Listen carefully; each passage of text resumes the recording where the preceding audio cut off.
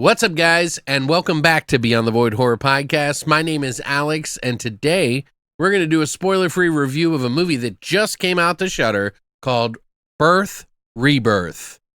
And it's a new one for this year, so let's get into it.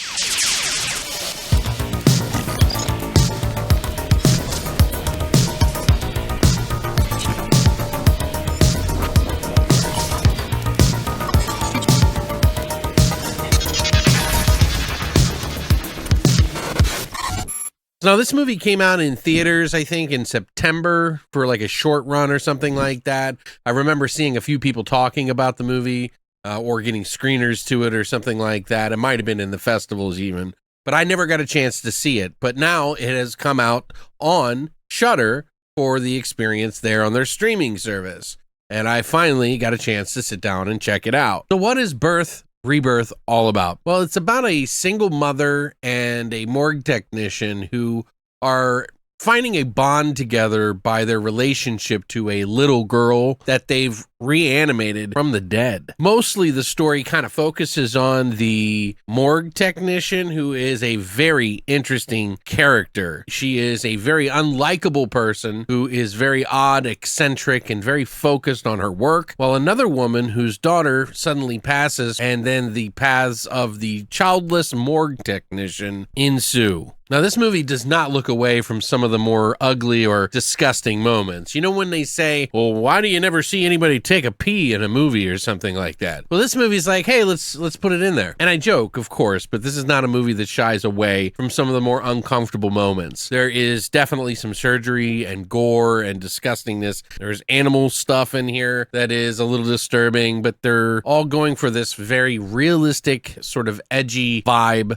about this entire movie that is, by the way, loosely inspired by Mary Shelley's Frankenstein. And I can see the pieces now because of everything that happens along this path. But the characters, I think, are really the main focus in this movie, and the way that it is unyielding in some regards of the more darker, more disgusting parts of what it takes to make something like this work. One of the main characters who has a really great performance is Rose, who is the morgue technician. She is technically doing a lot of things for the sake of her work, and I really love how they shot and, really formulate how this person is, because she's a very deeply complex, somewhat sociopathic type person on the outside, but underneath there's a much more layers and layers of things going on. Very, very complex, kind of like how humans are. This movie really shines a light on some of the deeper aspects of what it's like to be in the mind of that kind of person. And I think the performances not only shine, but also the writing in this shines. As far as the story goes, it's pretty straightforward. And other than the more revealing moments that I was talking about, it doesn't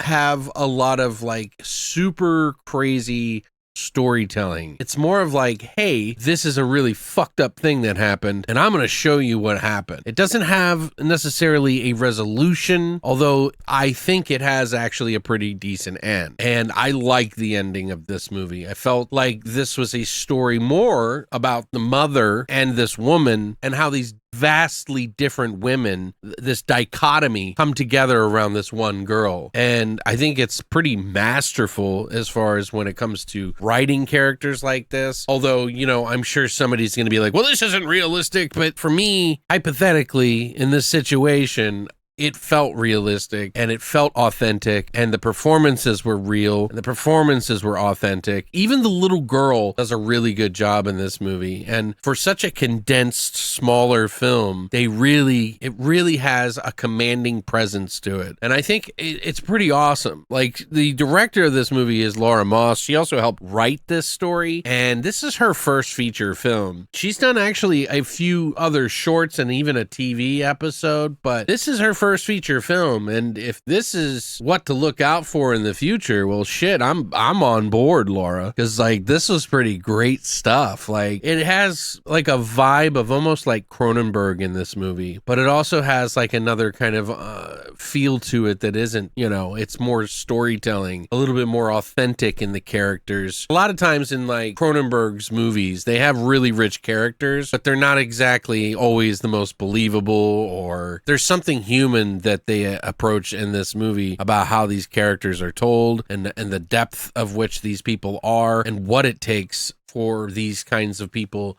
to do what it is that they do. And if you're paying close enough attention, you start to pick up a lot more about the morgue technician in just little pieces, you know, just little spots. The best way I can explain it without really spoiling anything is that these two very different characters are changing in different ways and kind of into the center of their issue. And so the super sweet and then the super weird come together, and it's like they almost kind of go the opposite directions in some ways, which I really like. Imagine, if you will, Frankenstein, not the monster, of course, because we know what that is, right? And his assistant, Igor, if they were regular people. One's a little weird and one's kind of also a little forgiving of weird. You know what I mean? So it's kind of got that dynamic going on. But yeah, it's a very odd couple kind of movie. And yeah, I there was a couple of moments where I was like, okay, we're going there. We're going there. And I watch everything, guys. I'm not saying this is the grossest thing I've ever seen, but there's a couple of things that I just kind of like a little shy away from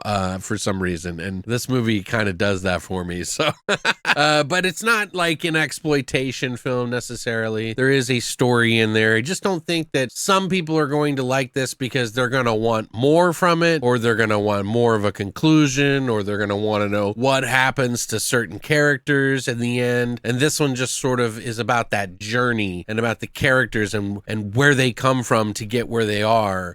And I think that might miss a certain element of a lot of viewers, you know, but I think it's all well shot. I think it's all well, you know, the vibe is there, the aesthetics, the look, everything is really pumping on all cylinders. I don't really remember the music so much, but it did it pretty well, whatever it did, I guess, because I was really kind of gripped to my seat to see what was going to happen next. So, but yeah, I think this is a really cool story, and I think a lot of people should check it out. If you have Shudder, you should definitely check it out. I'd probably give this movie, and it's really hard for me to say because I even wanted more from this movie, and I understand that it doesn't need it, and it did what it exactly needed to do, and it did it really well. So it's like I'm on an 8, but I'm just slightly below. So I'd say anywhere from like a 7.5 to an 8, but that could change upon second rewatch. You know, I could go up and down a point or half a point. I mean, so, you know, it's just kind of what I was in the mood for at that moment, and it kind of worked. So if you like a dark, gripping tale with like unyielding moments in the movie that are kind of sexual and graphic, and, you know, there is some violence in the movie that is pretty unyielding, you know, there's a lot of manipulation and things that are going on in the film as well. But yeah, it is, interesting to say the least. So, but yeah, if you've seen it, let me know what you think of the movie in the comment section down below. If you haven't, would you like to see a movie about something like this? Reanimating a dead child is pretty wild, right? There's something innately uncomfortable about doing that. You know, I think maybe it's because of Pet Sematary that I just have such bad thoughts of it. You know, no fair. But yeah, no, it's not Pet Sematary, just to be clear.